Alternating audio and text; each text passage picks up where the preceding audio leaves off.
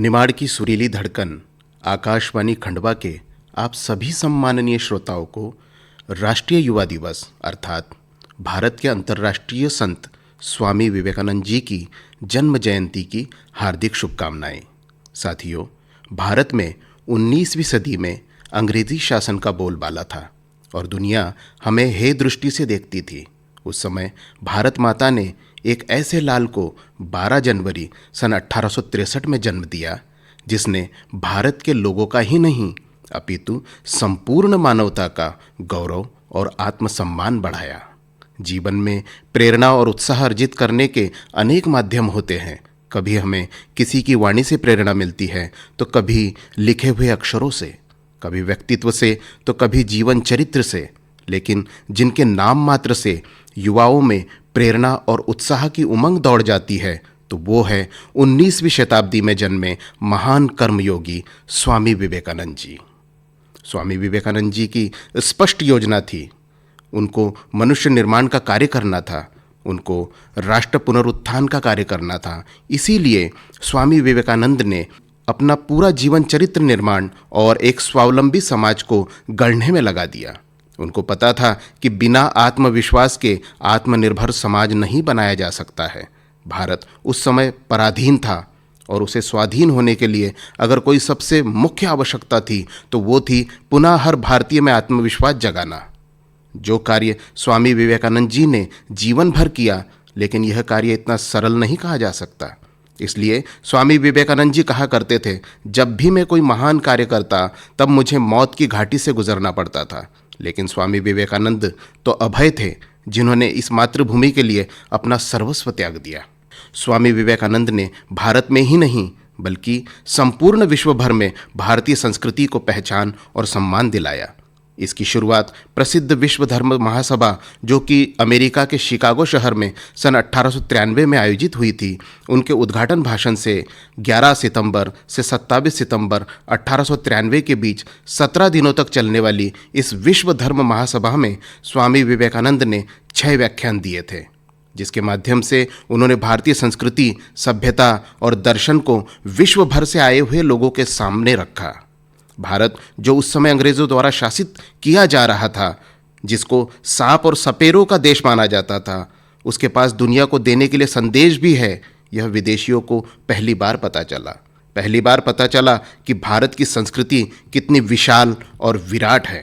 कहते हैं ना कि इत्र को मिट्टी में मिला दो तो महक नहीं जाती और हीरे को काट भी डालो तो चमक नहीं जाती। अपने 4 वर्ष के पश्चिम देशों के प्रवास के बाद जब स्वामी जी भारत वापस आ रहे थे, तब उनके मित्र ने उनसे पूछा, इतने वर्ष समृद्ध पश्चिम में जीवन यापन करने के बाद आपको अपनी मातृभूमि कैसे लगती है? स्वामी जी की आंखें खुशी से चमकने लगी और उन्होंने भावुकता भरे लहजे में उत्तर दिया, जब मैं वहाँ से दूर आया तो मैं भारत से प्रेम ही करता था। अब उस देश की धूल मेरे लिए पावन हो गई है, वहाँ की वायु मेरे लिए पवित्र है और अब वह पावन भूमि मेरे लिए साक्षात तीर्थ स्थल है। 15 जनवरी 1898 को भारत वापस आए तो वो सबसे पहले श्रीलंका के कोलंबो उतरे थे और वहाँ हिंदू समाज ने उनका बड़ा शानदार स्वागत किया था। उसके बाद स्वामी जी ने पूरे भारतवर्ष में अपने व्याख्यानों और संगठन कार्य से एक नवीन ऊर्जा भर दी।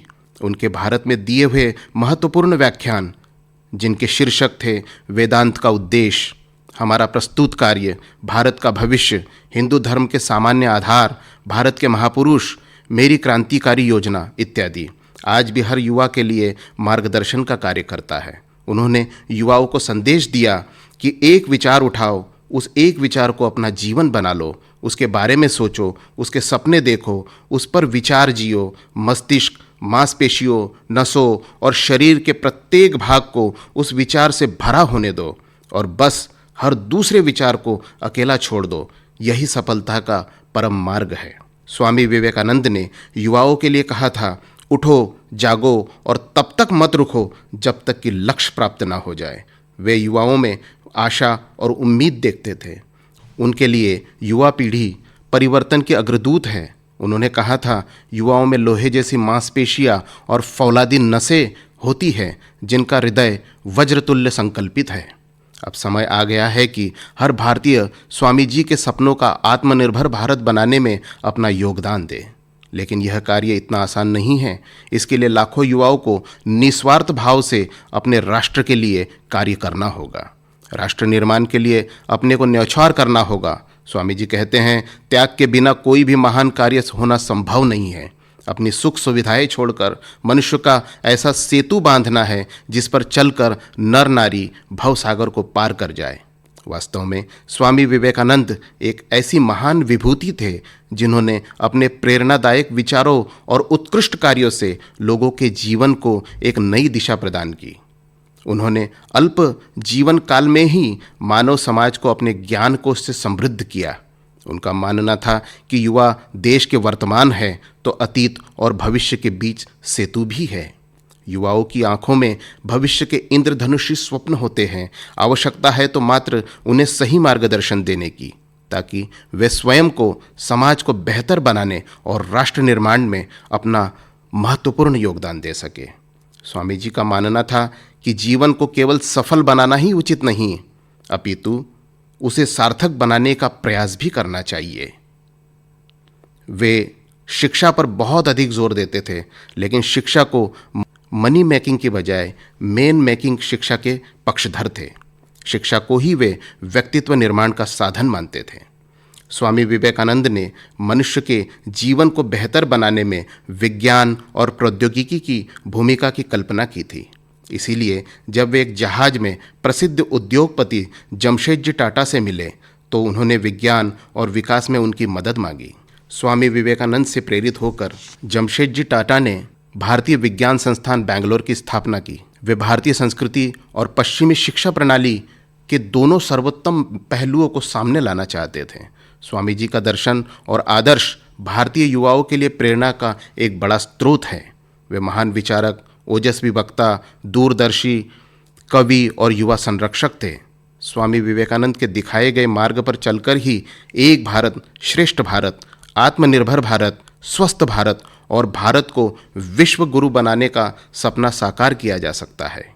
आइए आज के इस पवित्र दिवस पर एक महान दार्शनिक, विचारक और युवाओं के प्रेरणा पुंज स्वामी विवेकानंद जी की शिक्षाओं, राष्ट्रीयता की भावना, देशभक्ति, विविधता में एकता और समावेशिता को आत्मसात करने का संकल्प ले। मात्र 39 वर्ष 5 महीने और 24 दिनों के अपने अल्प से दैहिक जीवन में युगों युगों के काम करने वाले राष्ट्रसंत स्वामी विवेकानंद जी की जन्म जयंती पर विनम्र अभिवादन तथा आप सभी सम्माननीय श्रोताओं को राष्ट्रीय युवा दिवस की हृदय तल से हार्दिक मंगल कामनाएं। बहुत बहुत धन्यवाद। जय हिंद, जय भारत।